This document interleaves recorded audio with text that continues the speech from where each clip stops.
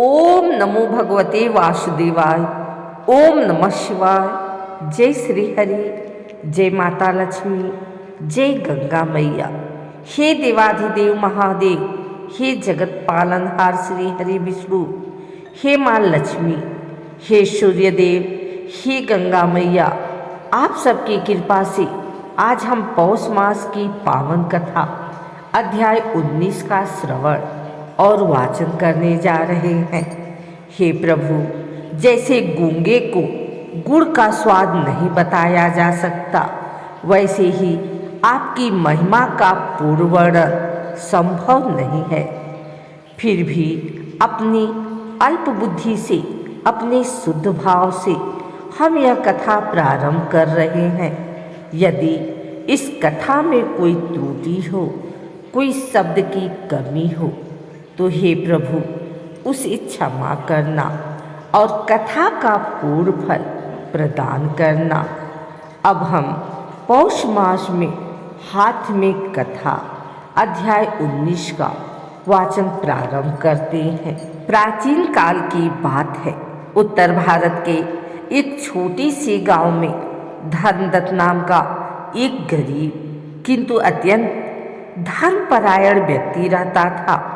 उसके पास न अधिक धन था, न बड़ी भूमि, परंतु उसके पास श्रद्धा, विश्वास और संयम का अमूल्य धन अवश्य था। धर्मदत्त प्रतिदिन प्रातः ब्रह्म मुहूर्त में उठकर स्नान करता, सूर्यदेव को अर्घ्य देता और फिर अपने हाथों में जल लेकर भगवान विष्णु का ध्यान करता। पौष मास उसके लिए विशेष महत्व रखता था। गांव के लोग कहते थे, धर्मदत्त के हाथों में कोई विशेष पुण्य है, क्योंकि वह जब भी किसी कथा का वाचन करता, लोगों के कष्ट धीरे धीरे समाप्त होने लगते। पौष मास आया, ठंड अपने चरम पर थी, लोग आग तापते थे, लेकिन धर्मदत्त ठंड की परवाह किए बिना नदी में स्नान करता।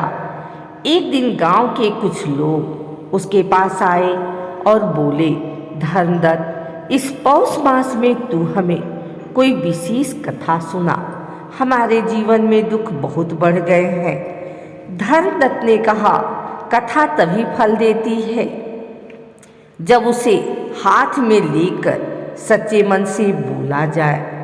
धर्मदत्त ने सबको समझाया, जब हम कथा हाथ में लेकर बोलते हैं, तब हमारा शरीर, मन और आत्मा तीनों एक साथ जुड़ पाते हैं।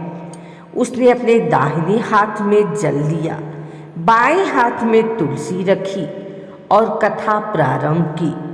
उसने कहा, बहुत समय पहले राजा सुकेतु नाम के एक राजा थे।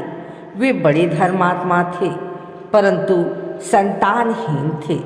राजा ने अनेक यज्ञ किए, दान दिए, परंतु फल नहीं मिला।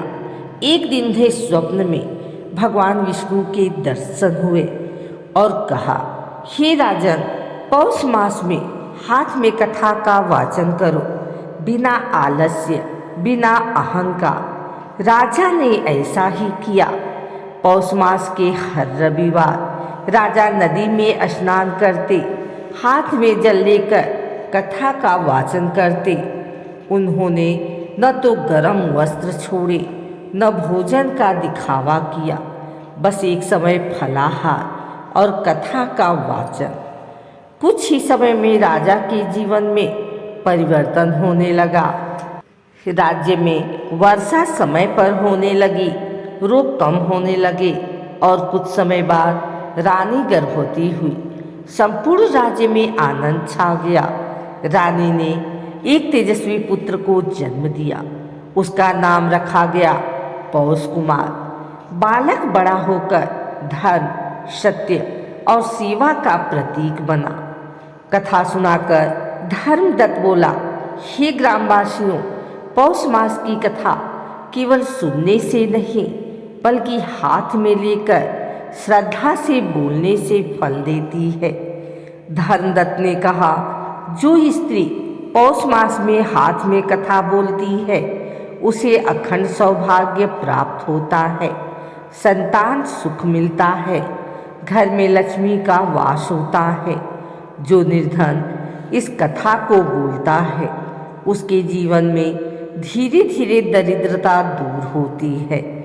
धर्मदत्त ने पूरे पौष मास अध्याय दर अध्याय कथा बोली। विशेष रूप से संतान सुख और शांति देने वाला माना गया है पौष मास की यह कथा। गांव के लोगों ने भी ठंड की परवाह न करते हुए कथा का पालन किया। गांव में कमला नाम की एक विधवा स्त्री थी। जीवन में बहुत दुख थे। उसने भी पौष मास में हाथ में कथा बोली। कुछ महीनों में उसे रोजगार मिला, सम्मान मिला और मन को शांति मिली। धर्मदत्त ने कहा, यदि संभव हो तो पौष मास में गंगा स्नान के बाद हाथ में कथा बोलो, नहीं तो घर पर भी शुद्ध जल से काम चलेगा। एक रात धर्मदत्त को स्वयं भगवान विष्णु ने दर्शन दिए और कहा, हे भक्त, तूने इस युग में पौष मास की महिमा को पुनः जागृत किया है। इतना कहकर धर्मदत्त ने कथा का समापन किया। गांव में हर घर में शांति और भक्ति फैल गई। जो कोई भी पौष मास में हाथ में जल लेकर सच्चे मन से अध्याय 19 की कथा बोलता या सुनता है, उसके पाप नष्ट होते हैं, दुख दूर होते हैं, संतान सुख मिलता है, धन धान्य की वृद्धि होती है, अंत में मोक्ष की प्राप्ति होती है। हे प्रभु, इस कथा का फल सभी श्रोताओं को देना, जो दूर है, जो पास है, सब पर अपनी कृपा बनाए रखना। बोलो जय श्री हरि विष्णु भगवान की जय, पौष मास की जय, गंगा मैया की